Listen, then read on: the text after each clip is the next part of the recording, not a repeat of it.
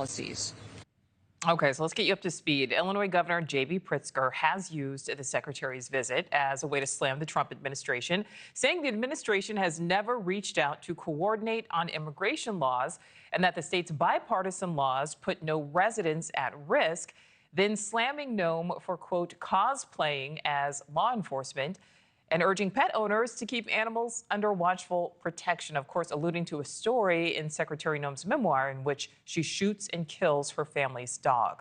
This is all the latest in an ongoing back and forth between Governor Pritzker and the Trump administration, as the Democratic governor does appear to be setting the stage for a potential presidential run come 2028. I don't blame anyone whose appetite for visiting might have soured with our current president and the shameful way he's represented us on the national stage as of late. But as governor and self-designated chief marketing officer of Illinois, I want to reassure you that we're as eager as ever to have you come here. As you head south through our shared Great Lakes, Chicago is ready to welcome you as a gateway to Illinois, or as we call it, the middle of everything. And this is all sure to come to a head when the governor testifies before Congress. That is set to happen next month. But right now, let's get out to NewsNation's Allie Bradley live for us at the border. Allie, you have more on the sanctuary city policies at the center of this fight.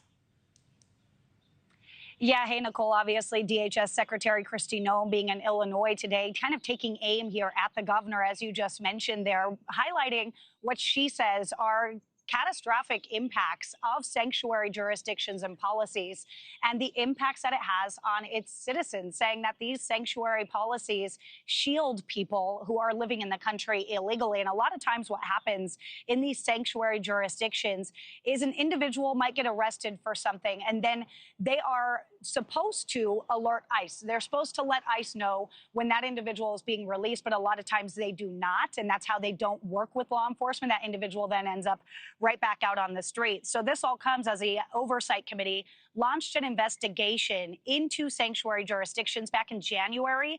Now, sanctuary jurisdictions, they're being considered by the Trump administration as states, counties, or cities that put limits on how much they are willing to cooperate with federal agencies, those efforts to deport individuals that are here illegally.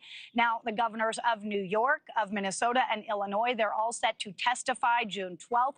And in that testimony, they're also expected to provide documents and communications related to those sanctuary policies that they uphold in their jurisdictions. Nichole. All right, so Allie, what specifically have we seen in these sanctuary jurisdictions?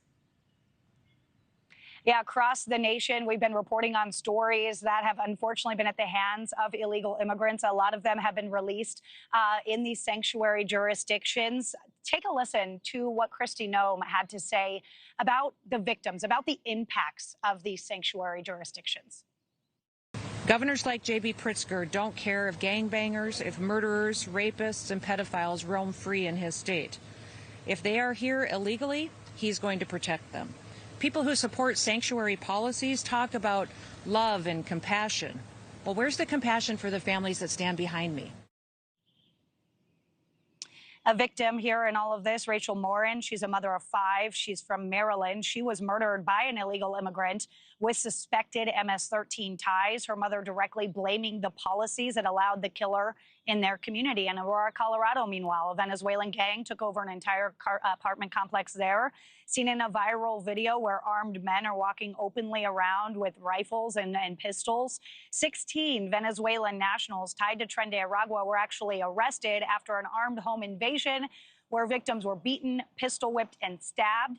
And then in Wyoming, we visited with Sheriff Brian Kozak, who told us that Colorado's sanctuary policies are to blame after a Tren de Aragua gang member ended up on his streets and was jailed for several months there. Now, the Trump administration, of course, has threatened to freeze, to take back any of the federal funding for these sanctuary jurisdictions that don't work with law enforcement right now. We know that is one of their main priorities, is for local, state, and federal to be working together, this whole of government approach to carry out these deportation efforts. Nichole. All right, Allie Bradley live for us there from the Texas-Mexico border. Allie, thank you. Thank you for watching. Subscribe below and download our NewsNation app right now on your phone, and you will get fact-based, unbiased news for all Americans.